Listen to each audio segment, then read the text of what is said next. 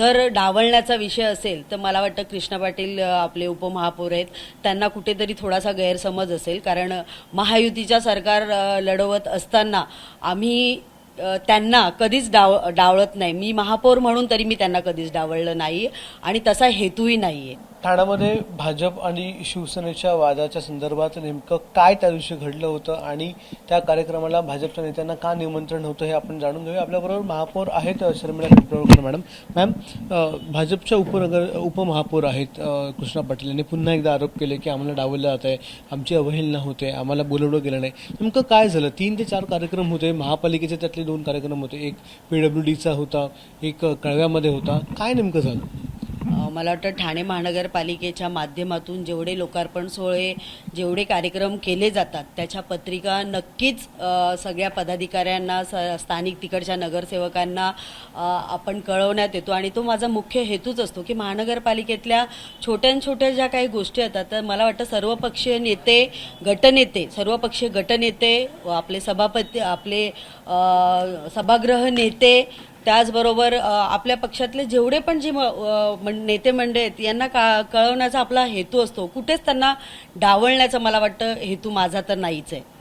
पण जो 3 नाक्याचा कार्यक्रम झाला त्या 3 नाक्याच्या कार्यक्रमाला बोलवलं गेलं नाही, आम्हाला सांगितलं गेलं नाही. इव्हन माझं निरंजन डावकर यांच्याशी बोलणं आलं, ते बोलले आम्हाला पत्रिकाच आली नाही. उपमहापौर म्हणतात आम्हाला पत्रिका आली नाही. केळकर साहेब म्हणतात की मला बोलवलं फोनवर, पण अगदी शेवटच्या क्षणी बोलवलं ते पण खासदारांनी मला कॉल केले. नेमकं काय झालं 3 नाक्याच्या कार्यक्रमात? तो कोणाचा होता?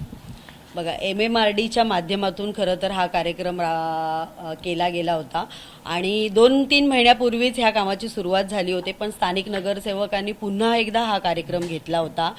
पत्रिकेत ज्या ज्यांची नावं होती त्यांच्या डिपार्टमेंटला खरं तर पत्रिका गेलेल्या आहेत. जे आपले नेते मंडळी असतील त्यांच्याकडे पण ह्या पत्रिका गेलेल्या आहेत. तसेच आपले जेवढे पदाधिकारी आहेत ठाणे महानगरपालिकेचे त्यांना पण ह्या पत्रिका गेलेल्या आहेत. उपमहापौरांची पण डिपार्टमेंटला गेलेली आहे, त्यांची सही आहे इथे. तर मला असं वाटत नाही की महानगरपालिकेतून राबवण्यात गेलेले जे कार्यक्रम आहेत तर कोणालाच डावलण्याचा हेतू माझा तरी नाही आहे. एकटं याच्यापुढे आम्ही लढू असं ते म्हणतात, कारण की प्रत्येक वेळी आम्हाला डावललं जात आहे. इव्हन ठाण्यामध्ये समित्या पण नाही अजून बसवलेल्या आहेत. त्याचबरोबर याच्या आधी देखील अनेक असे कार्यक्रम झाले आणि शिवसेनेकडून एकट्याने अनेक विकास कामांचं श्रेय लाटण्याचा प्रयत्न देखील केला जातोय. याचा थेट आरोप कृष्णा पाटील यांनी केलेला आहे तुमच्यावर. मला वाटतं समित्या बसवण्याचा निर्णय पक्षश्रेष्ठीचा आहे आणि त्या लवकरच बसतील. आजच मला वाटतं एका समितीची गुड न्यूज आपल्याला सर्वांनाच कळेल.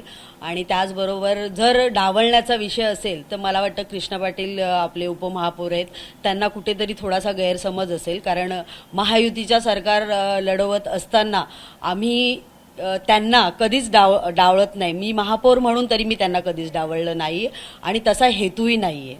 त्यामुळे त्यांनी हा विचार करू नये. तर याच्या पुढे अशा कार्यक्रमांना जेव्हा निमंत्रण पत्रिका जातील किंवा निमंत्रण जातील त्यावेळी अधिकाऱ्यांना तुम्ही काय सांगणार आहात किंवा अधिकाऱ्यांशी काही बोललेले आहात का? त्यांच्याकडून काही फीडबॅक घेतला आहे का तुम्ही? बघा, मी जसं सांगितलं की ठाणे महानगरपालिकेच्या माध्यमातून राबवले जाणारे कार्यक्रम आता जे वैयक्तिक राबवतात आणि पत्रिका त्यांच्या माध्यमातून गेल्या जातात तर त्याच्यासाठी मला वाटतं माझा तो लुकआउट नाही आहे. आणि महानगरपालिकेतून जे पत्रिका गेल्या जातात तर त्या सगळ्यांकडे नक्कीच जातात. धन्यवाद मॅडम आमच्याशी बातचीत केल्याबद्दल.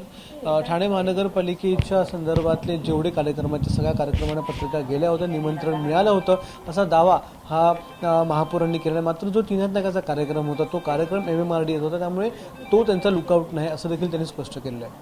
कॅमेरामन विनयसह अक्षय भाटकर, ABP माझा, ठाणे. ABP माझा, उघडा डोळे बघा नीट.